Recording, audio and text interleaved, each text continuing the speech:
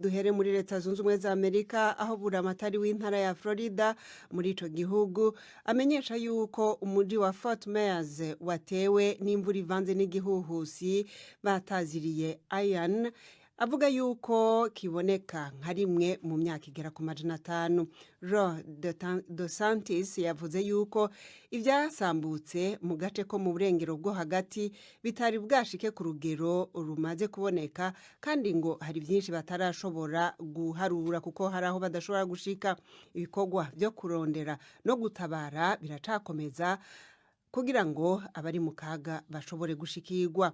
Abahasize ubuzima nabo nyene ntibarashobora kumenyekana kubera n'ubu imvura icitezwe kugwa mu manuko bwa Carolina eka n'agace ko ku nkengera z'amazi karamaze kugabishwa yuko hari igihuhusi gishobora kuhagera. Ubutegetsi bwa Kremlin buremeza yuko hazoba ibirori ejo aho bukera bizoba ari ivyo mu majambo yabo kwinjiza ibice vya Ukraine mu bigize Uburusiya. Ivyo bikurikiye amatora ya gihutihuti yakozwe mu turere twa Luhansk, Donetsk, Kherson na Zaporizhia dusanzwe twarifatiwe n'Uburusiya. Aya matora ntiyemewe na Ukraine hamwe n'ibihugu bishigikiye Ukraine ndetse n'abandi bayabonye nk'ugwitwazo rwo gushaka kwagurira ivyo bice vya Ukraine ku gihugu c'Uburusiya. Bashimika kuvuga yuko batazokwemera ayo mahinduka babona yuko ari ukurenga ku mategeko mpuzamakungu mu buryo bweruye. Umuvugizi wa Perezida Vladimir Putin yavuze yuko Perezida yiteguye gushikiriza ijambo rikomeye muri ivyo birori vy'ejo. Naho Perezida wa Ukraine Volodymyr Zelensky nawe yatumye ko umubonano wihuta ejo nyene w'abagize inama y'umutekano niyo kwivuna abansi. Umwe mu bakomeye bari bakirondegwa ku ruhara boba baragize muri Jenoside yabaye mu Rwanda mu 1994 yari mu rubanza irahe uno munsi. Felicien Kabuga akaba yarizwe Jenoside n'ibindi vyaha byo gusinzikaza ubuzima bwa kiremwa muntu bafatiye ku ruhara mu bwicanyi bwahitanye abantu bagera ku 800 barimwo abatutsi n'abandi bahutu batari bashigikiye ubwo bwicanyi. Ababuranira Kabuga bahakanye icaha aregwa. Yafashe n'ingingo yo kutarenguka imbere ya sentare aho mugenzi wacu Anna Holigan yarari arugikiye inkuru mushikizwa na Victoria Uwonkunda. Felicien Kabuga araregwa ko ari mu bateguye Jenoside no gushinga radio RTLM mu bivugwa ko yakoreshejwe nk'intwari ikomeye mu gushyira Jenoside mu bikorwa. Iyo radio yakoreshejwe mu gushishikariza abahutu gufata intwaro no kwica abatutsi. Araregwa kandi ko yakoresheje ububasha yari afite bwo kuba yari umwe mu bakire bakomeye mu Rwanda atanga imihoro yakoreshejwe mu kwica abantu barenga 500 mu gihe cy'iminsi 100. Umucamanza ukuriye umurwi w'abacamanza w'urwo rubanza yabwiye urukiko ko Kabuga ameze neza ariko ko yahisemo kutitaba urukiko kuri uyu munsi wa mbere w'urubanza. Nkuko rero mumaze kuvyumva muri iyo nkuru ya Anna Holigan, umucamanza yavuze yuko Felicien Kabuga ameze neza ariko yahisemo kutitaba sentare, ariko itangazo ryasohowe n'umuryango wiwe rivuga yuko Kabuga yanse kwitaba sentare kuko adafise icizere kumwunganira imbere y'amategeko yashizweho na sentare ubwayo. Kugira ngo rero tumenye impamvu Kabuga atizera umwunganizi wiwe, navuganye n'umwana wiwe Donatien Kabuga Shimye Umuremyi. Ntabwo ajya asura umubyeyi wacu amaze imyaka irenze 2 afunzwe. Muri iyo myaka 2 ntabwo yagiye kumureba inshuro zitarenze 2. Murumva yuko uri muri sitasiyo y'umubyeyi wacu kuza ufite ibibazo by'ubuzima aba akeneye umwunganizi kugira ngo amugezeho ibibazo bye abe yamurwanaho kandi ashobore no kumenya ibyo arimo akazi akora. Umubyeyi wacu byose ntabwo azi ibyo uwo mwunganizi akora, ntabwo ashobora kugira icyo amusaba. Kandi nagira ngo mbabwire ko mu bintu urukiko rwagiye rwitwaza ngo bashobora kumwitamo umwunganizi bashaka ngo kubera yuko urwo rukiko rwo rumwishyura amafaranga. Mwebwe iyo mubajije uwo mwunganizi ababwira ko yoba agerageza kumushikira bikamwankira, hari ico muba muzi? Avuga yuko ngo ko umuryango ngo ushaka kugira uruhare cyane mu rubanza donc akatugendera kure kandi ibyo ntabwo ari byo aratubeshyera ntabwo twigeze dushaka gukontorora dosiye y'umubyeyi wacu twita ku nyungu z'umubyeyi wacu tuba dushaka kumenya uko umubyeyi wacu ameze dushaka kumurengera ntabwo tuba dushaka gukontorora akazi k'abavoka ariko we atugendera kure iriya kuperepo natwe ntabwo agiye icyo atugezaho exactement. Mwavuze muti sentare yitwaza yuko ari ihemba Maître Emmanuel Artite ariko umubyeyi wacu atamushaka none bwana Kabuga yarigeze abwira sentare ko ashobora kwirihira umuavoka kubera yuko ya sentare hari amafaranga y'umubyeyi wacu n'ay'umuryango wacu yafatiriye umubyeyi wacu yagiye asaba yuko ashobora gukoresha ayo mafaranga ye yaruhiye kugira ngo yihitiremo umwavoka yishakiye atari uko bagomba kujya kumwishyura umwavoka bamushaka kumushira hejuru umwavoka adashaka turabizi neza yuko n'umuntu ubwe udafite ububasha ntabwo bafite uburenganzira bwo kumuhitiramo umwavoka niwe ugomba kwihitiramo umwavoka ashaka uretse ubwo butunzi sentare yafatiriye nta buryo afise mu minwe yiwe ashobora gukoresha kugira yirihire umuavoka ubu none se ko imitungo we n'umuryango wafatiriwe nta buryo ariko uko byagenda kose nibwo yaba adafite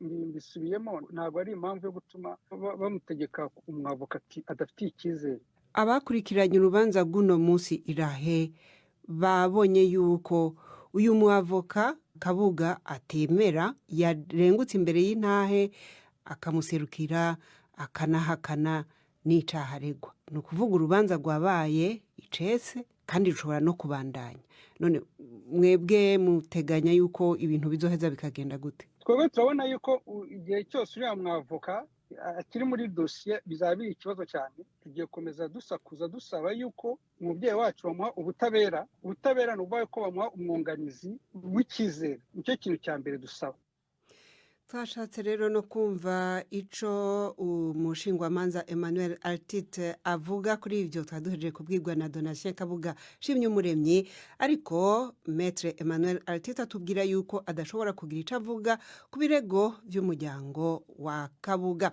imwumva ni BBC gahuza miryango tugeze ku isaha imwe iburi minota 21 mu karere k'ibiyaga binini.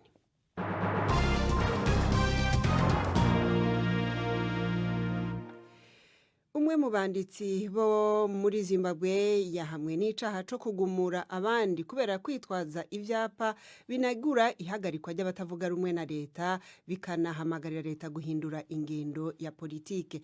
Tsitsi Dangarembya na mugenzi we Julie Barnes bamaze imyaka 2 batawe muri yompi umucamanza akaba yavuze yuko abo bagore bompi babonywe n'abari ku maguru ndetse n'abari ko baragenda n'imodokari kwibarabara aho baca ivyo vyapa ndetse no ku mbuga hwaniro bikaba ngo byari gushobora guteza ubugizi bwa nabi imigwi iharanira agateka kazi na muntu yo yivuga yuko ivyo vyerekana yuko leta ya Zimbabwe itihanganira abatavuga rumwe nayo. Ishirahamwe riharanira agateka kazi na muntu Amnesty International ryaraye risohoye itangazo risaba leta ya Repubulika ya Demokarasi ya Kongo gusigaho kwitwaza amategeko yo mu bihe bidasanzwe ngo iyakoreshe mu gukumira abanyagihugu gukora imyerekano mu burenganzira bwabo mu gihe ico gihugu cerekeje amatora mu mwaka uza. Amnesty ivuga yuko ari nkenerwa cyane yuko leta ikingira kandi ikuzuza ibyishinzwe mu kubahiriza agateka kazi na muntu nk'uko perezida w'ico gihugu ngo akunze kubivuga. Navuganye na Jean Mobert Senga umwe mu bashakashatsi ba Amnesty International kuri Kongo ntangura kumubaza nimba Amnesty International itemera ko impungenge zatumye leta ya Kongo ishiraho amategeko yo mu bihe bidasanzwe zifise ishingiro. Amnesty we do not support Amnesty nta myerekano y'intureka dushigikira ariko tuvuga ko bwa mbere ho imyerekano y'amahoro itegerezwa gukingirwa hanyuma iyo mubagira imyerekano harimwo abateye intureka leta iragira ikikoze ariko naco nyene ihwanye n'ingene izo ntureka zingana nashobora kumva ko abantu 100 baba bariko baragira imyerekano 2 canke 3 muri bo bagatera amabuye abapolisi hanyuma ngo bace barasa bice bose. Iki ni igihugu kimaze imyaka iharurwa mu mirongo gifise ikibazo c'umutekano kirimwe imigwi yitwaje ibigwanisha irenga 100 kiriko gisabwa ibi byo gukura M23 muri Bunagana no kwirukana MONUSCO. Amnesty International mubona bishoboka? It's not a matter of whether they should do it or not. Babikora canke batabikora. Ni uburenganzira bw'abantu kuronka umutekano. Icambere, leta idashoboye gukora ivyo abanyagihugu bayisaba. Ifise uburenganzira bwo gusaba amakungu kuyifasha, kandi ivyo nivyo yakoze mu kuba hari ONU.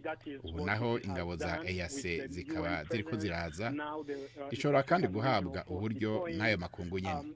Ica kabiri rero, ni uburenganzira bw'abantu harimwo bwo kugira imyerekano, bwo kutemeranya na leta mu mahoro, harimwo uburenganzira bwo kunegura leta canke uwundi wari we wese, ONU canke EAC, mu gihe babikora mu mahoro. Aho rero hariho amasezerano ya ONU na Union Africaine leta ya Congo yiyemeje kubahiriza. There are guidelines from the African Union but also the UN, which the DRC government signed and accepted, committed to implementing. Congo yimirije amatora mu mwaka uza. None mwebwe hari impungenge mufise yuko ishobora kuhagera iki kibazo kikihari? Absolutely, that's another concern because when Ico n'ikindi giteye impungenge. Iyo abantu batarekuriwe kuja iyo bashaka gukora inama ku mugaragaro canke kunegura leta, nta matora yizewe ashobora kuba. Abanyepolitike na cane cane abatavuga rumwe n'ubutegetsi ntibashobora gukora imirimo yabo mu mwidegemvyo. Nk'uko twabitohoje, hari abanyepolitike bafashwe barafungwa kuko bakoresheje amakoraniro y'abanyagihugu, kuko bavuze ko leta yananiwe n'ikibazo c'umutekano. Iyo bimeze uko rero, ntushobora kwitega ko haba amatora yubahiriza uburenganzira bw'abantu akanabaha gutora bidegemvye. And that allow people to vote freely. Ni iki mubona gikwiye gukorwa? What should be done again? Icokorwa ni ugukuraho izo nzitizi zose mu gihe ikibazo c'umutekano kibandanya gutorerwa inyishu. Goals. Jean-Mobert Senga wo muri Amnesty International. Imbere yo kuja mu runana tubabwire yuko BBC yatangaje umugambi wayo wo gusubiramwo ibiganiro mu buryo buhuye n'igihe, ikibanda cane ku mero y'ibiganiro bikozwe mu buryo bwa digital mu ntumbero yo kongereza ibitigiri by'abanywanyi bayikurikira baciye ku mbuga tumatumanako. Ibi bikazotuma abakozi bagera ku 380 batakaza akazi kabo. BBC ivuga yuko abayikurikira batera bahindura ingendo aho bakunda makuru bakurikira baciye kuri internet.